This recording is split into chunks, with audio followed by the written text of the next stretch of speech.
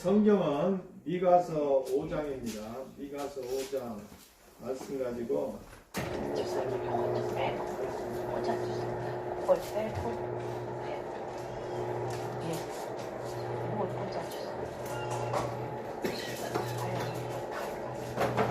예. 아유 정말 한 해가 다 가고 오늘은 메리 크리스마스 즐거운 성탄절과 함께 한우카의 시작입니다. 그래서 오늘부터 일주일 8일간 한우카의 시작을 알리면서 오늘 예배를 드리게 돼서 너무나 감사합니다. 그래서 많은 성탄절에 대한 많은 말씀이 있지만 오늘 저는 그 예수 그리스도가 하늘엔 영광이요 땅엔 평화인 그 말씀에 성령 주님이 태어나신 것에 포커스를 맞추는 것과 아울러 이 네 단계로 미가서에서는 네 단계로 예수 그리스도께서 평강의 왕으로 올 것인 것과 또한 그가 오셔서 어떤 일을 하실 건지 그 다음에 또한 주님이 재림을 준비하기 위해서 믿는 자들에게 어떠한 삶이 주어지며 그러한 삶을 준비한 자들이 주님이 재림하여 왕으로 오실 때 어떻게 맞이하게 되는지에 대한 네 가지 단계를 미가서에 너무나 잘 나와 있습니다. 며칠 전에 데이비차 그 선교사님의 설교를 들었는데 그 설교 중에 그런 말씀이 있더라고요. 이스라엘 사람들은 메시아를 왕으로 기대하고 있었는데 십자가에서 우리와 혼인잔치를 준비하심으로 말미암아 십자가에 죽으시고 3일 만에 부활하심으로 혼인잔치를 하는 이런 부분들로 인해서 그 말하자면 이스라엘 사람들이 예수 그리스도를 버린 그분이 우리의 메시아가 아니라고 한 십자가에 대해서 굉장히 십자가와 혼인잔치에 대해서 말씀을 나눴는데 오늘 또 크리스마스 성탄절 기쁘다 구주 오셨네 할 줄 무슨 갈보리 막 목사님이 너무 깊은 단계로 갈보리산에 하셔서 야 이거 뭐 너무 깊은 단계로서 찬송을 끌고 가시는구나라고 생각했습니다. 정말 주님이 오신 것은 너무나 기쁜 일이고 또한 그분이 우리와 함께 십자가를 통하여 죄에서 우리에게 사함을 받게 하시고 성령으로 잉태하여 우리로 하여금 주님과 함께 사는 법을 가르쳐 주시고 그분이 올라가신 후에 우리 가운데 오버카머 이기는 자로서 어떠한 삶을 살아야 되는지에 대해서 명확하게 이 미가서 5장에 나타나 있습니다. 그래서 그렇게 자들이 주님이 오실 때 우리 그렇게 산 자들을 통하여 주님께서 그들과 어떻게 하나가 돼서 이 사단의 왕국, 어둠의 왕국을 하나님의 킹덤으로 바꾸는지에 대해서 미가서 5장 같이 나타난 없습니다. 그래서 제가 오늘 이 미가서 5장을 통하여 지금은 우리가 어떤 단계로 준비하고 있는지 그래서 주님이 우리와 어떤 준비를 시키는지에 대해서 말씀을 통하여 나눠보는 시간을 갖겠습니다. 주님이 여러분과 함께 계십니다. 미가서 5장 1절부터 15절까지 같이 나누겠습니다. 교독합니다. 딸 군대여 너는 때를 모을지어다 그들이 우리를 애워쌌으니 막대기로 이스라엘 재판장의 뺨을 치리로다. 베들레헴 에브라다야 너는 유다 족속 중에 작을지라도 이스라엘을 다스릴 자가 내게로 나올 것이라. 그의 근본은 상고에 영원에 있느니라. 그러므로 여인이 해산하기까지 그들을 붙여두시겠고 그 후에는 그의 형제들 가운데 남은 자가 이스라엘 자손에게로 돌아오리니 그가 여호와의 능력과 그의 하나님 여호와의 이름의 위엄을 의지하고 그들이 거주할 것이라. 이제 그가 창대하여 땅끝까지 미치리라. 이 사람은 평강이 될 것이라. 아수르 사람이 우리 땅에 들어와서 우리 궁들을 밟을 때에는 우리가 7 목자와 8 군왕을 일으켜 그를 치리니 그들이 칼로 아수르 땅을 황폐하게 하며 니무르 땅 어기를 황폐하게 하리라. 아수르 사람이 우리 땅에 들어와서 우리 지경을 밟을 때에는 그가 우리를 그에게서 건져내리라. 야곱의 남은 자는 많은 백성 가운데 있으리니 그들은 여호와께로부터 내리는 이슬 같고 풀 위에 내리는 단비 같아서 사람을 기다리지 아니하며 인생을 기다리지 아니할 것이며 야곱의 남은 자는 여러 나라 가운데와 많은 백성 가운데 있으리니 그들은 수풀의 짐승들 중에 사자 같고 양떼 중에 젊은 사자 같아서 만일 그가 지나간즉 밟고 찢으리니 능히 구원할 자가 없을 것이라. 내 손이 내 대적들 위에 들려서 내 모든 원수를 진멸하기를 바라노라.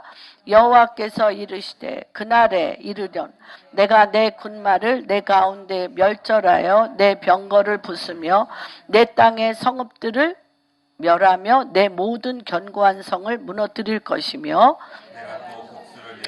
서 끊으리니 내게 다시는 내가 내게 새긴 우상과 주상을 너희 가운데 멸절하리니 내가 내 손으로 만든 것을 다시는 섬기지 아니하리라. 뜨거운 물. 몇 장이? 예. 내가 또 진노와 분노 읽겠습니다. 내가 또 진노와 분노로 순종하지 아니한 나라에 갚으리라 하신. 아멘. 주님은 가장 깊고 어두울 때 오셨습니다. 그래서 5장 1절에 보면 딸 군대요. 딸 시온이요.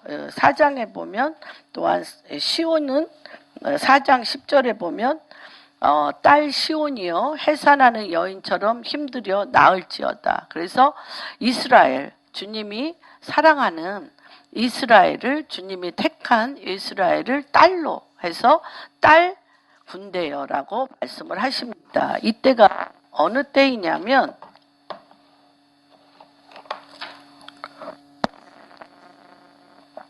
아수르 군대 쳐들어와 가지고 여기서 보면은 이스라엘 자의 뺨을 치리로다. 가장 수치된 거죠. 그래서 이 당시에 아수르 군대의 그 침략으로 말미암아 히드기야가 그 마지막 왕이 눈알이 빠지고, 예, 눈알을 그 아들이 보는 앞에서, 예, 빼고, 예, 느부갓네살 왕이 눈알을 빼고 그 땅에 가장 큰 수치가 있던 바로 그때에 주님께서 너무너무 깊고 어두운 사단의 왕국 같은데 2절에 전혀 다른 말씀을 하시는 거예요. 그래서 하나님께서는 우리에게 지금 정말 이 미가서 5장이 너무나 중요한 것은 지금 각 나라마다 사실은 가장 바벨탑과 같이 가장 화려한 높은 단계까지 올라갔죠. 우리나라도 사실은 5,000년 역사 가운데 지금같이 잘 살던 때가 없었습니다. 지금같이 잘 살던 때가 없었던 가장 높은 위치에 가장 깊은 어두움이 들이오고 있는 거예요. 가장 깊은 어두움과 가장 깊은 번영이 같이 쓰게 됩니다. 그래서 이럴 때 하나님께서 이 미가서 5장에 말씀하셨던 것처럼 누구를 보라? 하나님을 보라. 하나님이 지금 무엇을 하시는 걸 보라. 그래서 맨 마지막에 보이는 것은 보이지 아니한 것으로 말미암아 지어지는 거잖아요. 히브리서에 보면 보이는 것은 보이지 아니한 것으로 말미암아 지어지는데 가장 깊은 어두움, 하나님이 무엇을 보이시길 원하면 지금은 별의 시즌이에요. 별. 동방박사 3사람이 무엇을 보고 예수님께 가셨죠? 별을 봤어요. 그래서 지금은 가장 짙고 어두운 밤에 하나님께서 별이 무엇인가를 보는 게 굉장히 중요합니다. 그래서 여기에서도 베들레헴 에브라다야 너는 유다 족속 중에 작을지라도 이스라엘을 다스리는 자가 내게서 내게로 어디에서 베들레헴 에브라다 내게서 어디로 내게로 나올 것이라 그의 근본은 상고요 영원에 있느니라. 그러니까 사람의 힘과 능으로는 아무것도 할 수 없는 아무것도. 주님이 참 재미난 표현은 지금 이제 뭐 제가 네게부를 굉장히 잘 갑니다. 네게부 땅은 아직 개발이 안 돼 있어요. 네게부 땅은 유다 지파의 땅입니다. 그래서 아스돗에서 에일랏까지 네게부는 사막과 광야입니다. 사막과 광야인 이 땅이 개발이 안 됐어요. 그런데 주님이 뭐라고 얘기를 하냐면 이들이 자고 있다. 안식하고 있다. 그러면서 계속적으로 이 네게부 땅에 대해서 뭐라고 얘기하냐면 우리 이사야에서에 보면 유다 지파의 회복 후에 다윗의 장막의 회복이라고 합니다. 유다 지파의 회복 후에 다윗의 장막의 회복인데 이스라엘 사람들은 사인을 사실 기다리고 있습니다. 유다 지파의 회복을 위해서 네게부 땅에 어떠한 일이 일어나는지를 주목하여 보되 스스로 자기네들의 성공을 위해서 개발하지 않습니다. 그런데 그 유다 지파의 그 땅 에서 하나님께서 뭐라고 제가 옛날에 그쵸 뭐 한 5년 전인 한 6, 7년 전인가 봐요. 6, 7년 전에 벼랑간 주님이 네게부 땅을 가라 그래서 제가 네게부 땅을 가는데 잠이 잘 수가 없었어요. 과연 그 사막 가운데 들어가서 주님이 하실 일을 무엇을 보게 하실까? 그래서 새벽 2, 3시에 제가 일어나서 주님 앞에 앉아 있을 때 이런 말씀을 에스겔서 36장, 에레미야 31장 이렇게 쭉 보는데 거기에 뭐라고 써 있냐면 이 네게부 땅에 유다 지파 땅에 너희는 사람의 씨와 짐승의 씨를 갖다 거기다 심음으로 말미암아 성읍이 될 것이며 도시가 될 거라고 얘기를 했습니다. 그래서 그런 기절이 성경에 있는 줄도 사실 관심이 없었는데 그러고 나서 제가 잠깐 잠이 들었어요.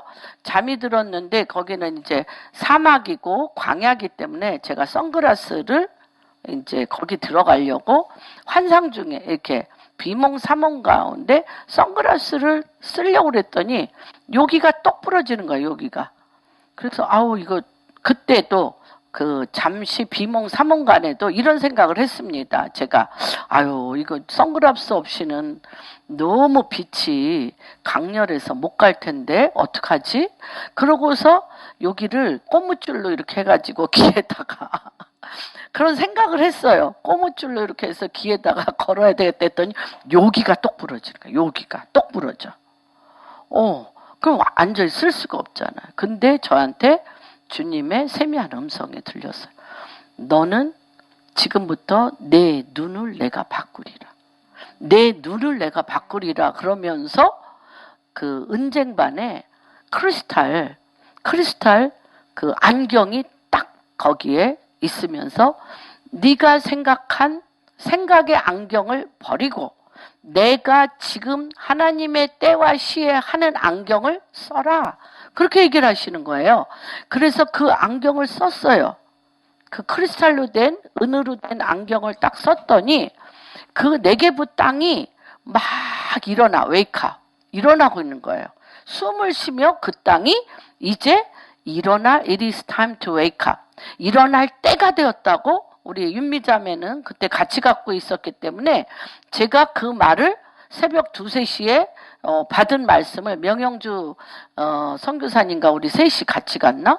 그랬는데 제가 놀래서 이 땅이 이제 주님의 때가 되어 깨어나는 걸 봤다고 그렇게 얘기를 하고 우리가 그 깊은 속으로 들어갔던 기억이 납니다. 그래서 지금은 대한민국까지 참가해서 지금 네개부 땅을 지금 개발하고 있어요. 한국이 그 컨소시엄에 삼성이 들어가서 같이 지금 개발하고 있는 유다 지파의 시즌이 되었던 것을 7년 전에 이미 주님께서 그 땅을 밝게 하면서 보게 했습니다. 그래서 이 별이 캄캄한 밤에 이 별이 뜨는 것을 보고 방향을 본다는 것은 너무나 중요합니다. 그래서 미가서 5장에 너무너무 칠흑 같은 어두움에 주님이 내 딸 시온이여, 내 딸 군대여, 너희가 너희의 힘으로 아무것도 할 수 없는데 큰 도시 예루살렘, 텔아비브 뭐 너무너무 큰 도시가 아니라 가장 작은 도시,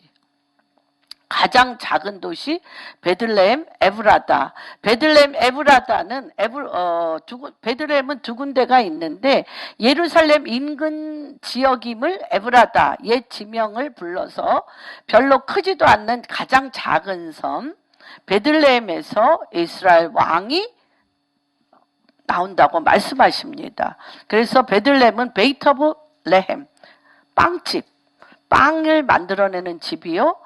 에브라다, 열매를 맺히는. 그래서 하나님께서 누가 또 거기서 났어요? 누가? 양치는 곳이에요. 양들이 양치는 곳이에요. 그곳이. 그래서 여기에서 누가 났어요? 누구? 예수님 났죠. 그 전에. 왜 꼭 그 땅이어야 돼? 응? 누가 났어? 다윗이 났잖아요. 다윗. 베들레헴. 그래서 주님이 다윗의 족보에서 누가 나왔어요? 다윗의 족보에서. 예수 그리스도가 나왔잖아요. 정확하신 하나님. 다윗을 그곳에서 낳게 하시고 다윗의 14대로 또한 예수 그리스도가 그 땅. 그래서 그 땅은 가장 작은 땅. 가장 칠흑같이 어두울 때 가장 소자. 가장 아무것도 할 수 없는, 이름도 없는, 그러나 밤에 별을 보며 주님과 관계를 맺은 자가 태어난다는 것입니다. 여러분 이것을 꼭 기억하시기를 바랍니다. 그래서 그 왕은 근본이 상고에 있고 영원에 있다고 그랬습니다. 예수 그리스도는 언제? 이미 태초부터 계셨던 위대한 왕이 태어나실 것을 보여줍니다. 그래서 베들레헴의 땅의 데스티니는 뭐예요? 베들레헴 땅의 데스티니. 왕이 나오는 도시예요. 가장 작은데 열매라고 그랬잖아요. 빵이라. 주님이 나는 뭐라고 그랬어요? 요한복음에 6장에 나는 생명의 떡이라고 그랬어요. 떡집, 빵집. 생명의 떡이라고 그랬어요. 너희가 나를 먹지 않으면 나와 네가 상관이 없다고 그랬어요. 생명의 떡입니다. 그 베들레헴이 가장 치열한 어두움이 관영해요. 가보면 팔레스타인 지역이고요. 들어가기도 너무 힘들고 뭐 유대인들은 아예 못 들어가요. 유대인들은 들어가지도 못합니다. 여리고라든지 이쪽은 들어가지도 못하고 이방인과 모슬렘만 들어가게 돼 있는 곳입니다. 굉장히 그러나 거기에서 하나님이 말일에 또 어떠한 일이 일어나는지는 기이합니다. 하나님이 행하시는, 그래서 그 도시에 어떤 일이 계속적으로 일어났는가를 보는 것은 굉장히 중요합니다. 그래서 위대한 왕이 태어나실 건데 몇 년 전에 그렇게 되셨냐면 예수님 오시기 700년 전에 예언하신 거예요. 예수님이 태어나시기 700년 전에 하나님이 인간의 모습으로 이 땅에 오실 것을 예언하셨습니다. 미가서 5장 3절에서 4절은 여인이 해산하기까지 누구에게 붙여두신다? 대적에게 붙여두신다는. 우리 어디에도 나와 있죠? 계시록에도 12장에 여인이 애를 낳으려고 누구한테 쫓겨다녀? 용에게. 그래서 그 용이 여인이 애 낳는 것을 잡아먹으려고 쫓아다닐 때, 그렇죠? 12장에 보면 그 위에 12별을 하고 해와 달을 그 머리에 쓴 여인. 그래서 모래사장에서 한판 결절을 일으키는 것들을 보게 됩니다. 그래서 이게 지금 흑암이, 주님은 어디까지 가세요? 어디까지 가세요? 주님은 어디까지 가실까요? 중간에 안 하세요. 죄악이 관영할 때까지 갑니다. 죄악이 관영할. 그래서 창세기 15장에 보면 뭐라고 얘기를 해요? 누구에게? 아브라함에게 뭐라고 얘기를 해? 내 자손이 400년 동안 이방에 객이되어 있지만 그 이방이 객이되어 이 땅에 들어오는 사인을 뭐예요? 사인. 그들이 400년 만에 이방에 객이되어 애굽에 있다가 그들이 어떤 것이 사인이 되어 들어온다라고 명백히 얘기하고 있어요. 뭐라고요? 죄악이 관영하다는 사인이 뭐예요? 저가 거짓말 조금 못해서 한 100번은 넘게 했는데 아모리 족속의 죄악이 관영하라 그랬어요. 아모리 족속이라고 명백하게 얘기했어요, 안 했어요?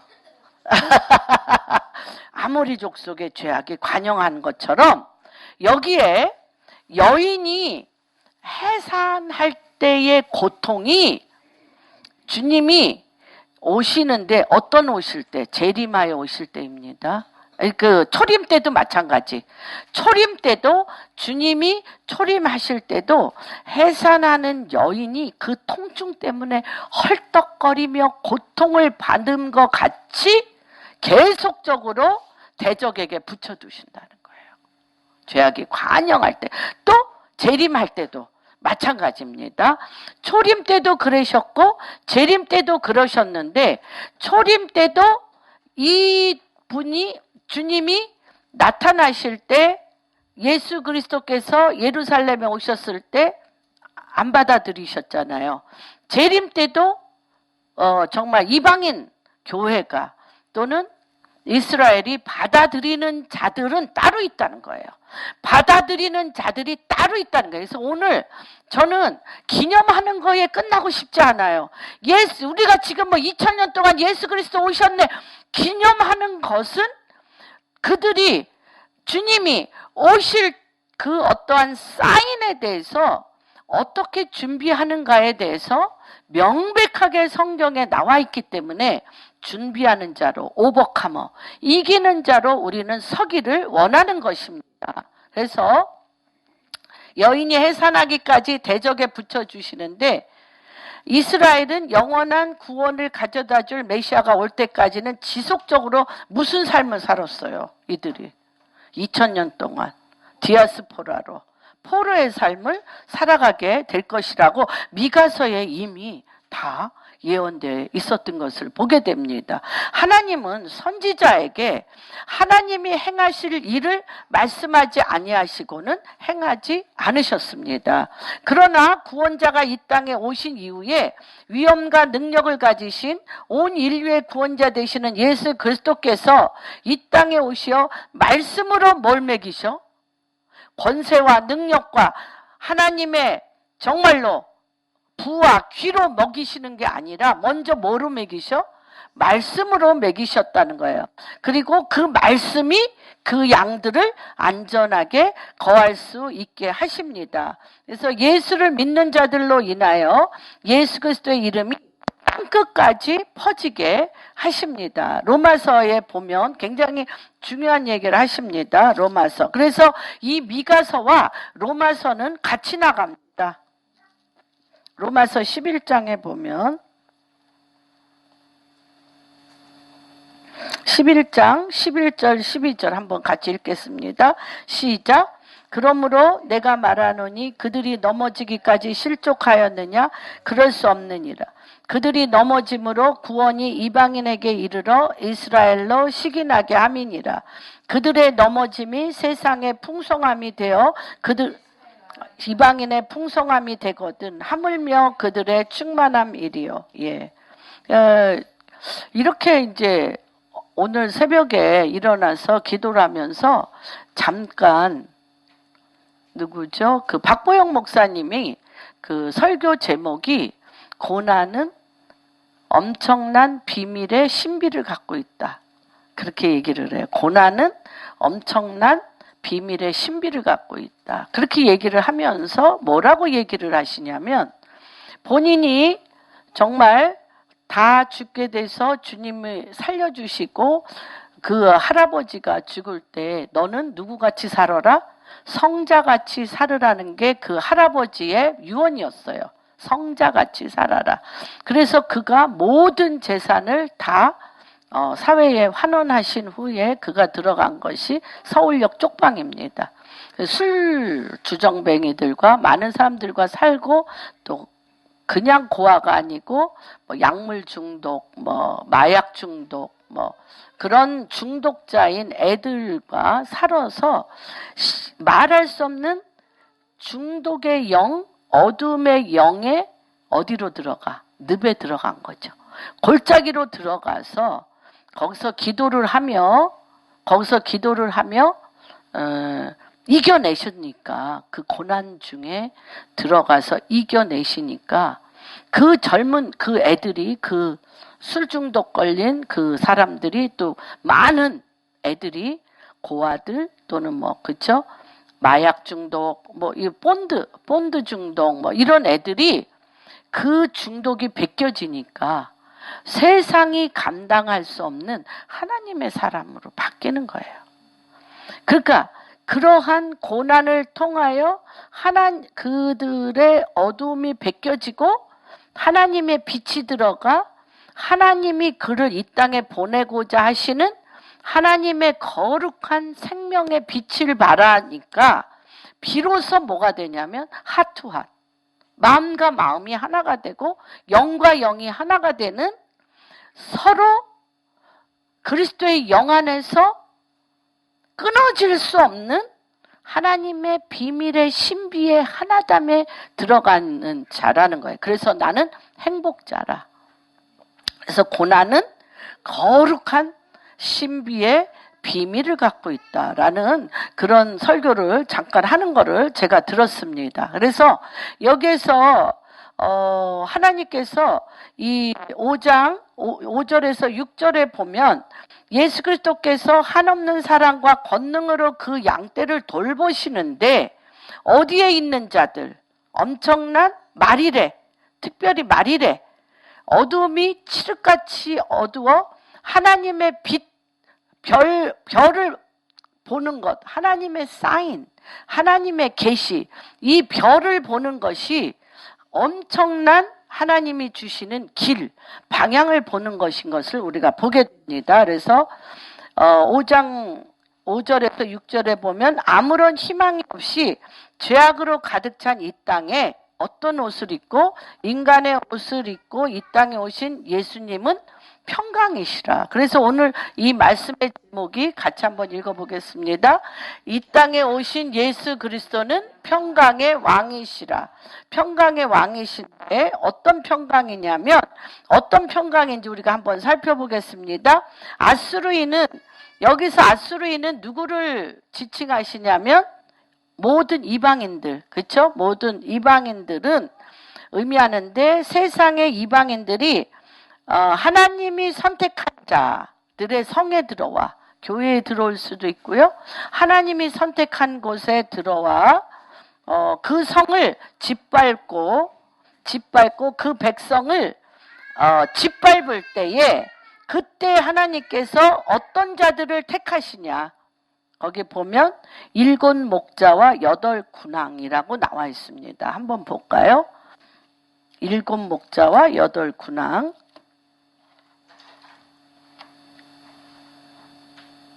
5절에 아수르 사람이 우리 땅에 들어와서 우리 궁두를 밟을 때는 우리가 7 목자와 8 군왕을 일으켜 그를 치리라고 그랬어요.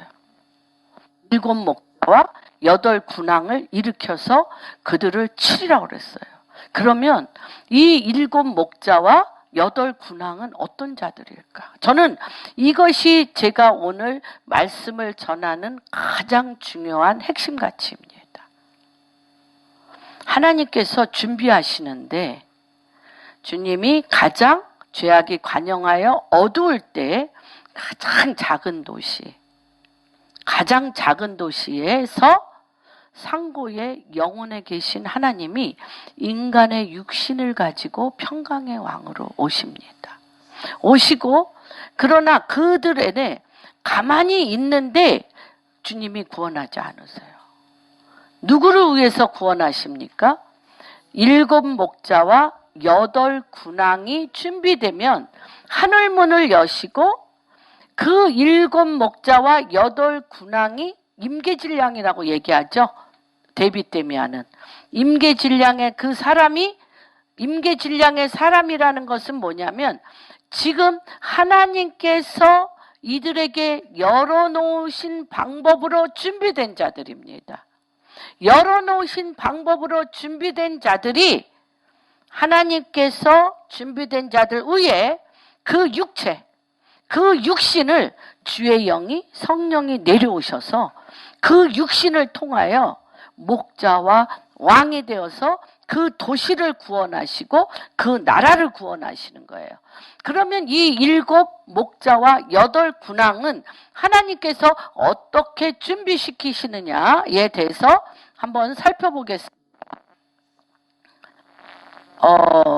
하나님께서는 교회를 공격하고 자녀를 핍박하는 세상의 악한 세력에 대해서 하나님의 강한 팔과 위대한 능력으로 이기시며 하나님의 군대를 준비시키시고 이들에게 계속적으로 얘기하십니다. 근데 굉장히 추상적인 말씀이에요. 이 시편 18편입니다. 이 말씀은 굉장히 우리가 많이 합니다. 그러나 무엇을 어떻게 준비해야 될 거는 우리가 놓칠 때가 참 많이 있습니다. 1절, 2절 한번 읽어주실까요? 가장 깊고 어두울 때 아무것도 의지할 것이 없을 때 우리가 이렇게 얘기합니다. 시작. 나의 힘이신 여호와여 내가 주를 사랑하다. 여호와는 나의 반석이시요 나의 요새시요 나를 건지시는 이시요 나의 하나님이시요 내가 그 안에 피할 나이시요 나의 구원의 뿌리시요 나의 산성이시로다. 예, 우리가 이렇게 얘기하고 이렇게 믿습니다. 믿는데 빠져있는 게 있어요. 빠져있는 게. 저는 이 말씀이 일주일 내내 묵상했습니다. 어떤 말씀이냐면 야곱의 남은 자를 이겨낸 하나님의 백성들인데 한번 찾아보겠습니다. 미가서 7절입니다. 미가서 7절 8절 네, 미가서 한번 같이 읽겠습니다. 왜 남은 자는 많은 백성 가운데 있으리니 그들은 여호와께로부터 내리는 이슬 같고 풀이에 내리는 단비 같아서 사람을 기다리지 아니하며 인생을 기다리지 아니하는데 이 야곱의 남은 자 오버커머 야곱의 족속들 여호와의 얼굴을 구하는 야곱의 족속들을 우리가 압니다. 그런데 이 야곱의 족속들은 사람을 기다리지 아니하며 인생을 기다리지 않는데 이들에게 하나님이 내리시는 게 있다는 거예요. 뭘 내리셔? 이슬을 내리셔. 여호와께로부터 내리는 이슬 같고 풀 위에 내리는 단비 같다는 거예요. 그래서 이 마지막 때에 하나님이 어두운 밤에 별을 보는 것처럼 하나님과 은밀한 가운데 사람을 기다리지 않고 인생을 기다리지 않으며 하나님이 내리시는 이슬을 먹는 자, 하나님이 내리시는 단비를 먹는 자들을 향하여 주님이 뭐라고 얘기하시느냐? 모든 어려움을 이겨낸 하나님의 백성들이다. 오버카머, 이기는 자라는 것입니다. 이들은 어떤 사람들이냐고, 뭐라고 어떤 사람들이냐고 얘기를 하시냐면 8절에 보면 야곱의 남은 자는 여러 나라 가운데와 많은 백성들 가운데 있으리니 그들은 수풀의 짐승들 중에 사자같이 잡아먹는 자예요. 우는 사자를 유다의 사자가 잡아먹어. 우는 사자를, 사단의 우는 사자를 유다의 사자의 왕권으로 잡아먹는 자들이에요. 여러분. 그리고 또 어떤 자들이에요? 양떼 중에 젊은 사자같이 만일 그가 지나간즉 밟고 찢으리니 능히 구원할 자가 없을 정도로 말도 못하게 강력한 용사들입니다. 근데 이들은 조건이 뭐예요? 하나님의 이슬과 단비를 먹어야 돼. 밤에 하나님의 별들이 어떻게 떠서 때와 시를 알아야 돼. 그래서 주님 어떻게, 그렇죠? 우리가 110편, 시편 110편 보면 새벽 이슬과 같은 권능의 귀를 가진 새벽 이슬과 같은 젊은이들. 이슬은 이 헐몬산에 이 새벽 이슬 가보면은요, 헐몬산은 새벽 이슬이 쭉 내려요. 근데 그 새벽 이슬이 내려서 무엇이 돼요? 물이 돼서 콸콸콸콸 쏟아져서 갈릴리 바다로 들어갑니다. 그런데 이 새벽 이슬과 이 단비, 이 새벽 이슬과 이 단비를 먹는 자들, 이거는 많은 환난과 핍박을 당하는 가운데도 신앙을 지킬 수 있는 자는 어떤 자? 하늘에서 새벽 이슬과 단비를 말씀을 통하여 공급받아 먹는 자가 아니면 견딜 수가 없는 거예요. 그래서 주님이 뭐라고 얘기를 하세요? 시편 78편 71절 72절. 다윗을 왜 그 전에 한 번 더 찾아보겠습니다. 신명기 32장 2절. 예, 먼저 신명기 32장 모세의 노래 중에도 나옵니다. 읽어주세요. 32장 2절. 2절. 내 교훈은 비처럼 내리고 내 말은 이슬처럼 내치나니 연한 풀 위에 가는 비 같고 채소 위에 당비 같도다. 네네. 그렇죠. 또 55장, 이사야서 55장도 내 생각은 네 생각과 다른데 내 말은 하늘에서 비가 내려. 그렇죠? 하나님의 말씀이 하늘에서 비가 내려 이 땅에 뭐가 솟아날지 모르잖아. 그러나 하나님의 말씀의 비가 그 땅에 내리는 통로가 된 사람을 통하여 하늘과 땅 사이에 하나님과 정렬된 열매가 나오는 거야. 싹이 나오는 거야. 싹이 나오고 열매를 맺혀. 싹이 나오고 열매를 맺혀 다시 돈다 그랬어요. 하늘로 올라가고 땅에 내려오고 하늘로 올라가고 땅에 내려와서 내 생각은 내 생각과 다른데 내 생각이 어떻게 돼야 돼? 하나님의 말씀으로 이슬같이 내리는 말씀을 먹어야 돼. 단비같이 내리는 비를 맞아야 돼. 그래야 하늘에서 내리는 하나님의 말씀으로 내가 서 있는 땅, 나라는 통로를 통하여 하늘에서 내리는 이슬이 이 땅을 촉촉하게 해. 하늘에서 내리는 단비가 이 땅을 적셔. 그래서 이 땅이 굳은 땅이 단단한 땅이요 얼어붙은 땅이라 열매를 맺지 못했던 것들이 뭐가 자란다 그랬어요? 풀이 자라고 곡식이 자라고 능력이 자라고 말씀이 자라고 주님의 통치가 자라기 때문에 이들은 젊은 사자와 같이 세상의 어둠의 것들을 짓밟고 물리치는, 그래서 하나님이 지금 이 시대에 주님의 재림을 기다리는 이 시대에 누가 하늘의 이슬을 맞고 누가 하늘의 단비를 맞으며 누가 하나님의 가는 빛 가운데 이 땅을 적시겠냐는 거예요. 그러니까 이 신비예요. 이게 신비. 그래서 시편 147편에 뭐라고 그러냐면 하나님의 말씀이 뭐 하다고 그랬어요? 달려간다는 거예요. 어떤 자를 통하여?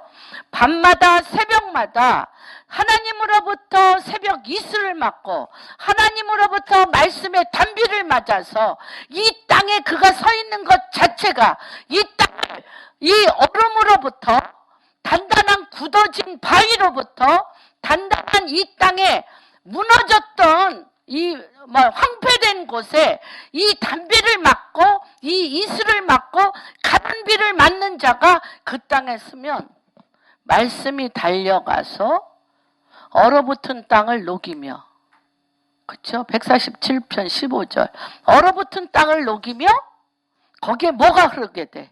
물이 흐르게 되며, 물이 흐르게 되며 그 땅에 숨겨진 하나님의 비밀병기, 그 땅에 숨겨진 씨 맞는 과목과 열매 맺는 과목, 하나님이 지금 타임 그 시기에 그 땅에 내기로 결정한 그 열매가 난다는 거예요. 그래서 하나님은 찾고 또 찾고 계셔. 어떤 자를 찾고 계셔요? 하늘에 가는 비를 맞으며 하늘의 이슬을 맞으며 하나님의 단비를 맺어 이 땅이 하나님의 뜻이 하늘에서 이루어진 것처럼 이 땅에 그 일을 이뤄낼 이 정렬을 기다리고 계신다는 것입니다. 우리가 왜 지금 크리스마스와 하누카 이때 하나님이 오실 준비를 하는데 무엇으로 하겠냐는 거예요. 새벽 이슬과 같은 시온으로부터 권능의 큐를 가진 새벽 이슬과 같은 하나님의 태, 움에서부터 태어날 자. 하나님의 태는 무엇입니까?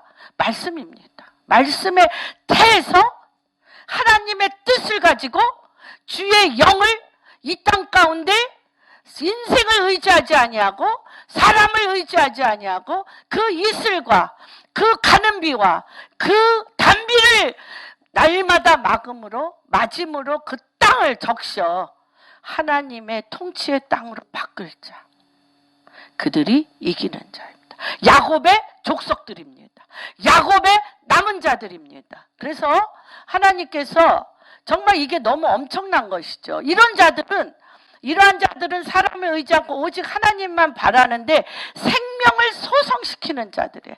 이 땅에 숨겨진 하나님의 명령과 하나님의 뜻을 하늘로부터 내리는 하나님의 말씀의 비를 온몸으로 육신이 되어 그 말씀을 살아내는 무로 말미암아 땅이 힘을 내어 소산을 일으키게 하는 그 기이한 빛이 이 크리스마스에, 이 한우카의 첫 시작에, 대한민국 교회에, 우리의 삶의 중심에 우리 한 사람 한 사람에게 그러한 축복이, 그러한 하나님의 기이한 복이 임하도록 주님의 이름으로 축복합니다. 그래서 이들은 어떠한 일을 하냐? 베드로 후서 1장 3절에서 7절 이들이 바로 너희는 신이라 위로부터 하나님의 이슬과 위로부터 하나님의 가는 비와 위로부터 하나님의 단비를 맞는 자는 무슨 성품에 참여하는 자예요? 신의 성품에. 신의 성품에 참여할 때 그 신의 통치가 하나님의 권능의 규가 그에게 있고 하나님의 아들들이 이 땅에 설 때 이 세상이 그에게 순복하게 돼 있는 것입니다. 한번 읽어주세요. 네네. 3절에서 7절. 네. 그의 신기한 능력으로 생명과 경건에 속한 모든 것을 우리에게 주셨으니 아멘.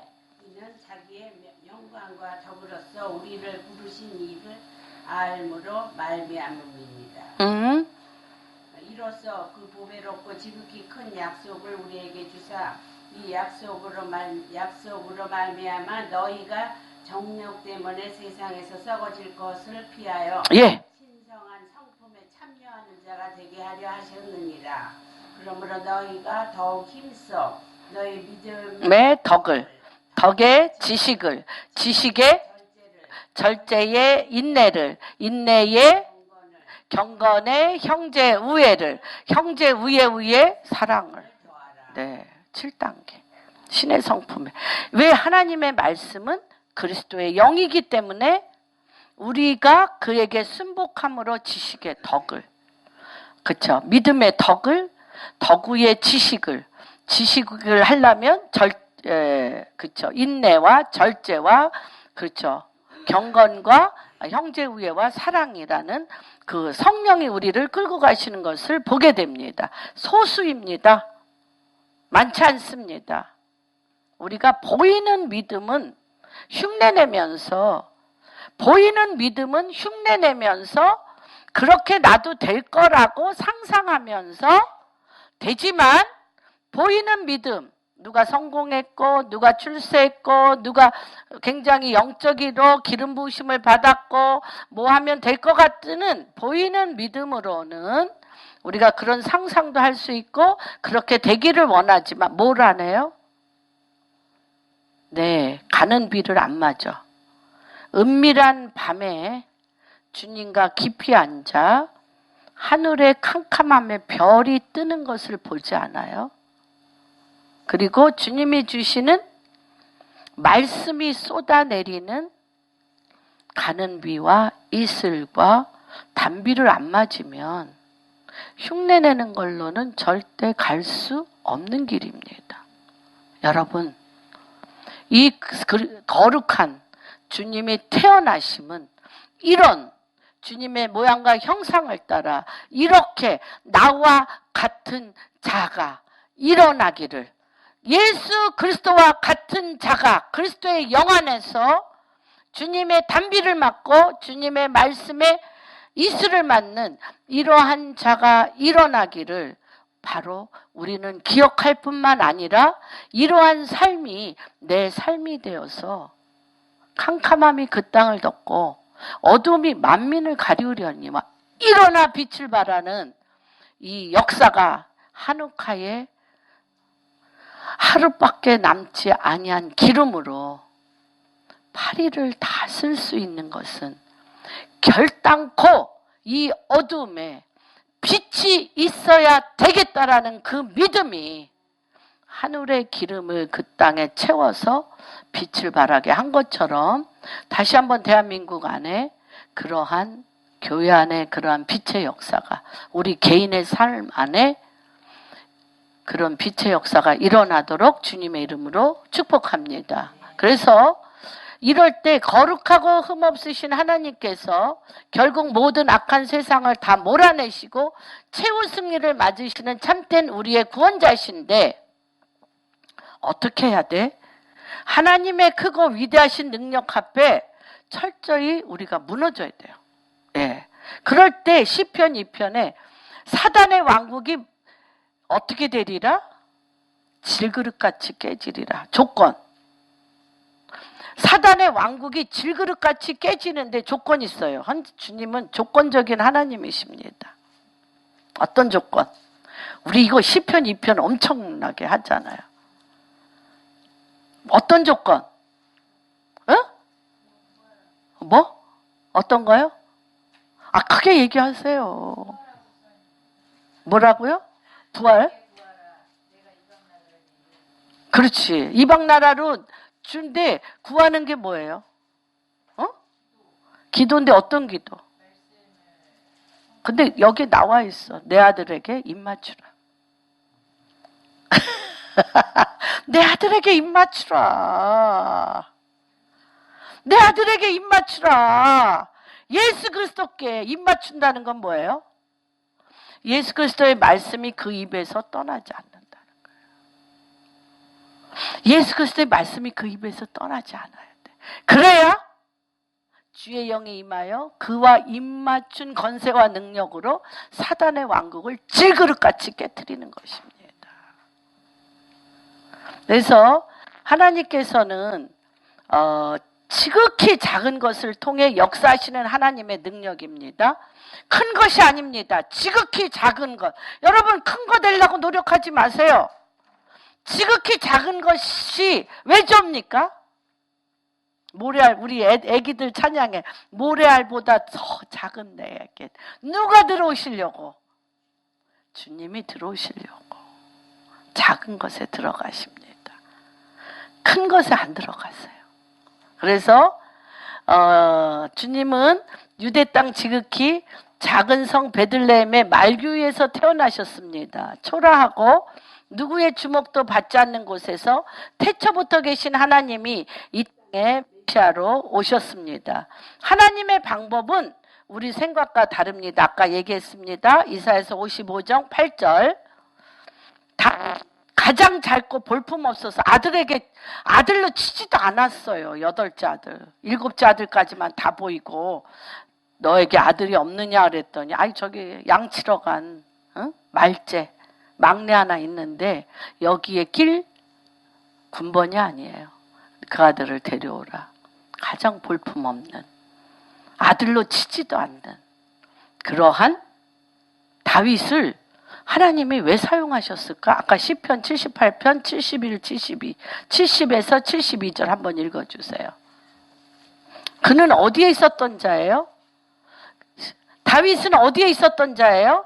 밤마다 별을 보던 자예요. 별을 보고 주님의 이슬을 맡던 자예요. 주님의 단비를 맡던 자예요. 그래서 그는 뭘 알았어요? 하나님의 마음을 알았어요. 한번 읽어주세요. 70절에서 72절. 또 그의 종 다윗을 택하시되 양의 우리에서 취하시며 전양을 지키는 중에서 그들을 이끌어내사 그의 백성인 야곱 그의 소인 이스라엘을 기르게 하셨더니 이에 그가 그들을 자기 마음의 완전함으로 기르고 그의 손의 능숙함으로 그들을 지도하였도다. 네. 과연 양 몇 마리 곰에 물려 찢겨지면 찢겨지는 거지. 곰이 이겨요? 사람이 이겨요? 곰이 이기죠. 그런데 내 전양, 내 조그만 양을 곰이 가져가면 그 조그만 양을 위해서 생명을 드렸어요. 그때 생명을 곰의 입에서 빼내는 걸 보고 내 전양 이스라엘을 맡기기로 결정한. 누가? 언제 봤어요? 주님이 언제 봤어요? 언제 물고 가요? 언제 물고 가? 밤에 여러분 밤에 여러분에게 붙인 자를 위해서 그 입속에서 그걸 끄집어내기 위하여 기도하는 것 주님이 주목하여 보십니다. 그리고 그에게 뭘 맡깁니까? 나의 나라와 나의 땅을 맡깁니다. 정말 이 기이한 것입니다. 이게 하나님의 신비입니다. 그래서 하나님께 깨끗한 하나님께만 순복하고 겸손히 살아가는 사람을 통해 하나님 당신이 큰일을 이루십니다. 세상의 어떤 환난, 전쟁, 시련, 어려움에도 반드시 하나님께서 악을 이기시고 최후 승리를 이끄십니다. 그러나 누구를 통해서? 구원자이시며 심판자이신 하나님께서는 여호와께로부터 내 이슬과 단비를 먹고 살며 이 땅에 생물들을 소성시키는 오버카머 나를 통해 이들을 뭘로 잡으셔? 7 목자와 8 왕으로. 이 가는 비를 먹고 사는 자, 단비를 먹고 사는 자, 이들을 주님이 기억하시고 7 목자와 8 왕으로 삼으신다는 거예요. 여러분, 문화 기억나십니까? 한 문화씩 다 나눠줬어요.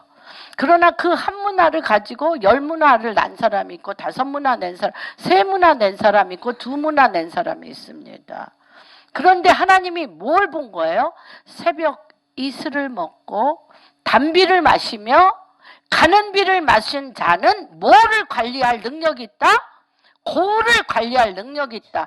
시티를 관리할 능력이 있다. 나라를 관리할 능력이 있다. 부족을 관리할 능력이 있다고 왕으로 삼으셨어요. 7 목자와 8 군왕. 저희는 이 성탄절과 한우카에 다시 한번 주님 새벽 이슬을 먹게 하소서. 당신의 단비를 먹게 하소서. 당신의 가는 비를 먹게 하소서. 그러면 우리가 한번 신명기 32장 2절에 어떤 상징적인 뜻이 있는지 한번 찾아보겠습니다. 하나님의 말씀은 하늘에서 내리는 비와 같다고 아까 말씀을 드렸어요. 그래서 이슬은 히브리어로 탈이라는 뜻인데 이슬이 가득 덮고 보호한다는 뜻이에요. 그래서 하나님의 말씀이 여러분의 생각과 덮으면 어떻게 돼요? 하나님의 말씀, 아까 얘기했잖아요. 147편 15절. 말씀이 달려가서 보호하고 덮어줍니다. 그 다음에 가는 비는 사이르라는 히브리어인데 말씀을 읽으면 저는 이럴 때 많아요. 새벽 미명에 성경 읽다 보면 이 말씀이 막 움직이고 막 제 심령을 막 치고 있으면 온몸에 소름이 돋으면서 막 덜덜덜 떨려. 이 말씀이 권능으로 임하기 때문에. 그래서 이 사이르 가는 비는 내 뼛속, 내 살속, 내 피 속을 치고 들어와서 떨고 떨며 전율하며 말씀을 통하여 선과 악을 분별하여 두렵고 떨림으로 구원을 이루어 나갈 수 있는 힘을 갖는 것이 가는 비입니다. 단비, 레비딤. 단비는 무엇이냐? 가까이 가. 말씀으로 더 깊이 가까이 가는데 어디까지? 단비 같은 말씀이 하나님의 보좌 앞으로 가까이 가게 하는 것입니다. 하나님의 보좌 앞으로 가까이 가게 하는 단비입니다. 그래서 하나님의 말씀과 우리의 말씀이 하나가 되어져서 말씀이 육신이 되어 통치의 귀를 가지고 주님 앞에 주님의 이름으로 주님의 권세로 주의 영으로 설 수 있는 그러한 것이 바로 이 굉장히 이슬, 가는 비, 단비. 여러분, 이는 사람을 의지하지 아니하고 인생을 의지하지 아니하고 하나님으로부터 통치의 규. 바로 이 성탄절날 우리는 이것을 기억할 것입니다. 이 한우카 가장 깊고 어두울 때 우리 안에 가진 기름 없지만 이 땅에 가장 빛이 필요하다는 그 믿음으로 없는 기름을 하늘로 보좌로부터 그분의 빛이 내려서 다시 한번 대한민국과 성전을 지키며 빛을 발하며 우리의 삶이 회복되어지는 역사가 일어날 것입니다. 제가 지난주에 약속했습니다. 매주 성찬식을 하겠다고 말씀을 드렸습니다. 그래서 이 식은 주여, 저는 인생을 의지하지 아니하고 누구를 의지하지 아니하고 사람을 의지하지 아니하고 하늘에 있는 단비와 가는 비와 또한 이슬을 부어주시는 그 하나님의 생명의 떡을 먹기로 결정합니다. 그래서 11장 고린도전서 11장 23절 우리 애기 이제 너무 애썼어요. 같이 한번 하겠습니다. 내가 너희에게 전한 것은 주께 받은 것이니 곧 주 예수께서 잡히시던 밤이에요. 밤에 무엇을 주셨어요? 떡을 주셨어요. 그래서 주님께서 떡을 가지사 축사하시고 떼어 이르시되 이것은 너희를 위하는 내 몸이니 이것을 행하여 나를 기념하라고 하셨습니다. 그래서 땅에 오신 예수 그리스도는 평강의 왕이시며 살렘의 왕이심을 선포합니다. 이 땅에 우리 구세주 예수 그리스도께서 오심을 찬양하고 경배합니다. 또한 하나님, 이 가장 어둡고 깊은 밤일 때 당신을 생각하고 주님께서 위로부터 내리시는 이슬과 가는 비와 단비를 맞는 당신의 야곱의 족속 하나님의 얼굴을 구하는 오버카머, 인생에 의지하지 아니하고 사람을 의지하지 아니하고 주님 앞에 준비된 아버지 이기는 자들을 얻으십시오. 그래서 하나님, 이제 주님이 재림하여 내려오실 때 아버지 이들에게 7 목자와 8 왕이 되게 하여 주셔서 주님이 이들의 몸을 삼으사 이들을 통하여 하나님의 나라 킹덤이 되게 하시고 북한에 아버지 7 목자와 8 왕들이 지하교회 가운데 아버지 주의 얼굴빛을 구하는 야곱의 족속에 아버지 왕들이 일어나게 하여 주옵시며 아버지 우리 대한민국 가운데 7 목자와 아버지 8 왕들이 일어나게 하시며 우리 공항교회에 7 목자와 8 왕들이 일어나게 하여 주시고 이스라엘의 7 목자와 8 왕들이 일어나게 하여 주셔서 아버지 하나님의 뜻이 하늘에서 이루어진 것과 같이 땅에 그대로 가는 비와 단비와 이슬로 내림으로 말미암아 숨었던 잊어버렸던 황폐했던 우리가 도적질 당했던 모든 생명과 모든 열매와 모든 생명의 떡이 소성되어지며 소생되어지며 하나님 당신으로 말미암아 다시 한번 회복되어지고 살아나는 역사가 이 아버지 복음통일 한국 안에 일어날지어다. 한우카의 그 빛은 빛을 발할지어다. 구원자 되신 예수 그리스도 만왕의 왕이시며 만주의 주이시며 평강의 왕이시며 살렘의 왕이시며 이 땅의 통치자이신 예수 그리스도의 이 땅의 통치가 일어날지어다. 아버지 또한 주의 전에 거룩한 헌물을 드린 당신의 백성들을 기억하여 주시고 아버지 한 분 한 분 가운데 이슬과 같은 성령님, 가는 비와 같은 말씀의 권세, 단비와 같은 성령의 아버지 다윗의 장막의 지혜와 계시의 영이 한 분 한 분 가운데 임할지어다. 그렇게 행하실 주님을 찬양하며 모든 말씀 우리 주의 그 손 받들어 기도하였습니다.